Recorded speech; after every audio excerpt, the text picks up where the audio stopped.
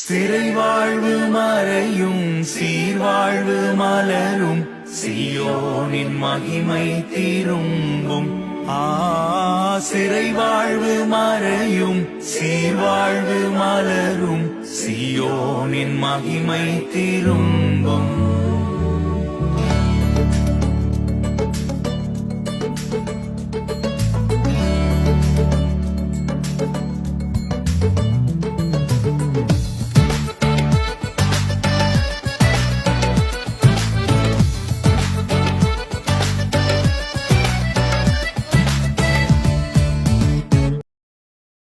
பிதா குமாரன் பரிசுத்த ஆவியின் திரியேக ஆசீர்வாதம் நம் அனைவரையும் ஆசீர்வதித்து காப்பதாக.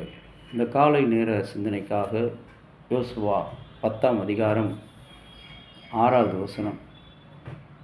உமது அடியாரை கைவிடாதேயும், சீக்கிரமாய் எங்களிடம் வாரும், எங்களை ரட்சியும், எங்களுக்கு துணை செய்யும். எதிர்ப்புகள் வரும்போது, எதிரி நாடுகள் நம்மை தாக்கும் பொழுது, பாவ நோய்கள் நம்மை பிடிக்கும் பொழுது, தீமைகள் நம்மை நெருக்கும் போது, நம்முடைய உறவுகள் பொல்லாத குற்றச்சாட்டின் மூலமாக நம்மை வதைக்கும் போது, வாட்டும் போது, நாம் கடவுளிடத்தில் அபயமிடுகிறவர்களாக, பிதாவே அடியாரை காப்பாற்றும், சீக்கிரமாய் எங்களிடம் வாரும், எங்களை ரட்சியும், எங்களுக்கு துணை புரிந்தருளும் என்று சொல்கிறவர்களாக அழைக்கப்படுகிறோம். இன்றைக்கு எங்களை ரட்சிக்க வேண்டும், நம்முடைய பாதுகாப்புக்காக தினமும் கடவுளிடத்தில் நாம் கிட்டி சேர்கிறவர்களாக, அவரிடத்தில் மன்றாடுகளாக காணப்பட வேண்டும். சங்கீதம் 25:20 என் ஆத்துமாவை காப்பாற்றி என்னை விடுவியும், நான் வெட்கப்பட்டு போகாதபடி எனக்கு உதவி செய்யும்.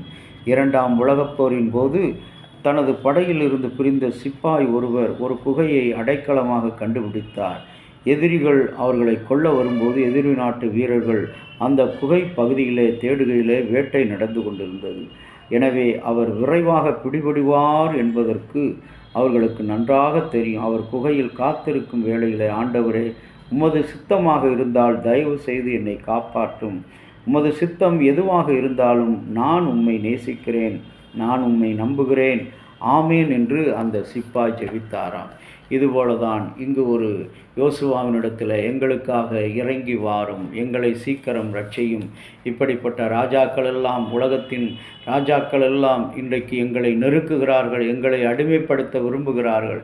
இன்றைக்கு அன்பான இறை மக்களை, நம்மையும் கூட அதிகாரத்தில் இருக்கிறவர்கள், ஜாதி உயர்ந்த ஜாதி என்று சொல்கிறவர்கள் எல்லோருமே நம்மை நெருக்குகிறார்கள், நம்மை வதக்குகிறார்கள், நம்மை ஒடுக்குகிறார்கள், நம்மை வாய் பேசாதபடி நம் மீது பொய்யான குற்றங்களை சுமத்துகிறார்கள். அவர்களுக்கு முன்பாக நாம் யோசுவாவிடத்தில் இந்த மக்கள் கேட்டதைப் போல எங்களுக்கு அடியார்களுக்கு இறங்கும், எங்களுக்கிடத்தில் சீக்கிரமாக இறங்கி வாரும், எங்களை ரட்சியும் என்ற சிந்தையோடு கடவுளுடைய பாதுகாப்பை நாம் ஒவ்வொரு நாளும் வாஞ்சிக்கிறவர்களாக, நெருங்கி அவரை அதிகமாய் கேட்கிறவர்களாக இருக்க அழைக்கப்படுகிறோம்.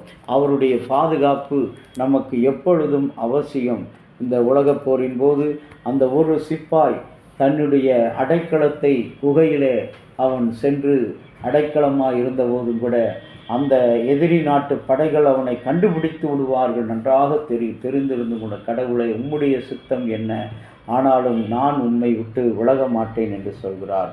நாமும் அநேக நேரங்களில் பெரும் பிரச்சனைகளை நாம் சந்தித்திருக்கலாம், பல இக்கட்டான சூழ்நிலைகளில் நாம் சிக்கி இருக்கலாம். கடவுளை நம்பும்போது அவருடைய பாதுகாப்பு முதலில் வெறும் சிலந்தி வலையாக தோன்றலாம், ஆனால் நாளடைவில் அது நமக்கு பாதுகாப்பான ஒரு கோட்டையாக, பெரிய கண்மலையாக, பெரிய அடைக்கலமாக இருக்கும் என்று இஸ்ரவேலின் கடவுள் நம்மை பார்த்து சொல்லுகிறார்.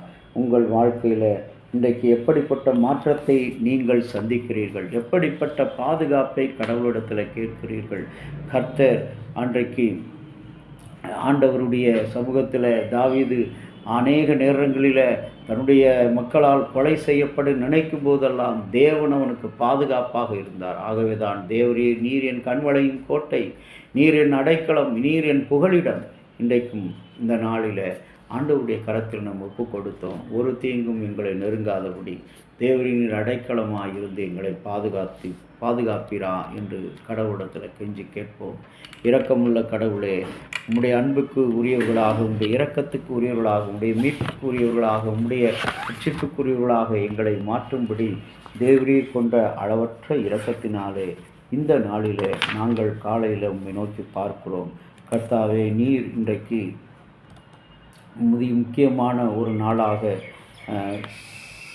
வேலூர் சிப்பாய் கழகம் எழுச்சி நாள் என்று சொல்லி பிரிட்டிஷ் இராணுவம் அதிகாரிகளுக்கு விரோதமாக எழும்பின அந்த சிப்பாய் கழகம் அது காப்பாற்றப்படும்படியாக இந்திய திருநாட்டை சுதந்திர போராட்ட வீரர்களை பாதுகாக்கும்படியாக கொடுக்கப்பட்ட இந்த நாளை எங்களுடைய உள்ளத்தில் கொடுக்கிறோம். கடவுளை, இந்த நாளிலும் எங்களுடைய பாதுகாப்பு உம்முடைய கரத்தில் இருக்கிறது. எங்களை நேசிக்கிற உம்முடைய கரத்தில் இருக்குது. எங்களுக்காக இறங்கும், எங்களுக்காக பரிதவின் ஆண்டவரே, இறைமகன் இயேசு நாமத்தில் வேண்டுகிறோம் நல்ல பிதாவே, ஆமீன். தந்தையாகிய கடவுளின் அன்பு, மைந்தராகிய இயேசுவினுடைய அருளும் பரிசுத்த ஆவியினுடைய நல்ல உரம் பாதுகாப்பும் உங்கள் அனைவரோடு இன்றும் என்றும் சதா காலமும் கூட இருந்து ஆசீர்வதித்து காப்பதாக. ஆமீன்.